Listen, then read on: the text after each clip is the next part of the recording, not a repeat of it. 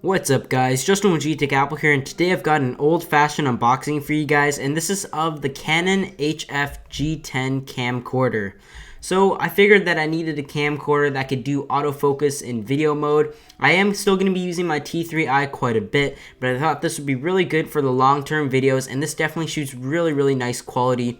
So I know that a new one is due to come just around the corner, possibly as early as CES, but I thought that for the price, and I'd like to thank the folks over at Don's Photo for their awesome customer service and the price they gave me for this, I decided just to go ahead with the HF G10 as it would suit my needs, and it was far cheaper than what the new one would cost.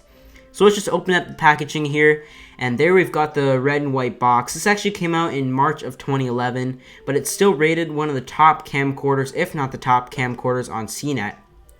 So this shoots full HD 1080p, it has an HD CMOS Pro Sensor, and it shoots in AVCHD. It has a 1/3 inch CMOS Pro Sensor, and it has 2.7 megapixels due to the fact that it gives you full size pixels in 1920 by 1080 video. So it definitely does really nice video that may explain its pretty high price point, but at least now it is discontinued, so it is much cheaper. So I decided to go with this.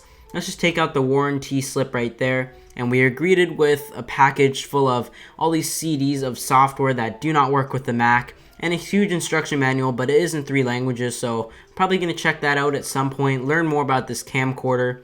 There is a stylus as there is a touchscreen on this camera.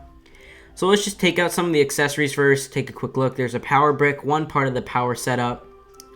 Let's just set that aside and take a look at what else is included. There's also the battery that is extremely small. I've ordered one that's like maybe 3 or 4 times larger than that. Hopefully that gets here soon. There's also a lens hood right there that is pretty useful. I'll probably be using that. And next up, there is the other part of the power cable. There, just set that aside. Nothing too interesting about that. There's also an HDMI cable. You'd probably expect that from a camcorder this expensive. So there we've got a mini HDMI there. Set that aside. We're getting to the bottom here. I know you guys are waiting to see the camcorder. There's just a mini USB for transferring to your computer, and as well as just the standard AV cable. This does actually have 32 gigs of memory built in, as well as dual SD card slots. There's also a remote. One thing I really wish that there was for my T3i, record button, so I don't have to get up. So this is definitely really useful, having the remote there.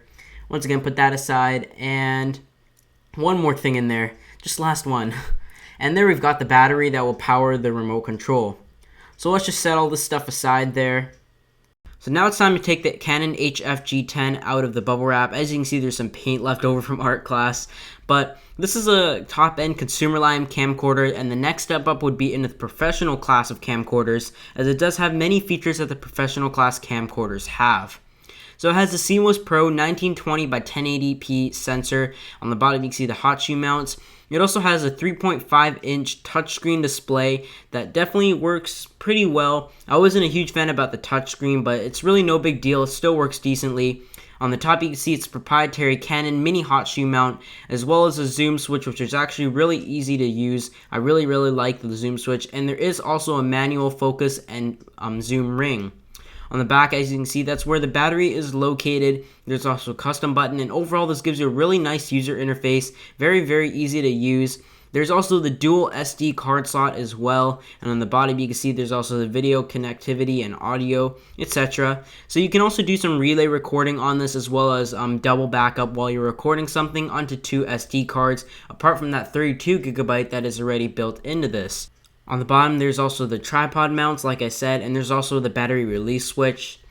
So as you can see, this camcorder gives you a lot of features for its size. So thanks for watching, guys. Stay tuned for more videos. I will be using this in the near future as soon as I figure out how to use it at its best abilities. So thanks for watching. I'll see you in my next video.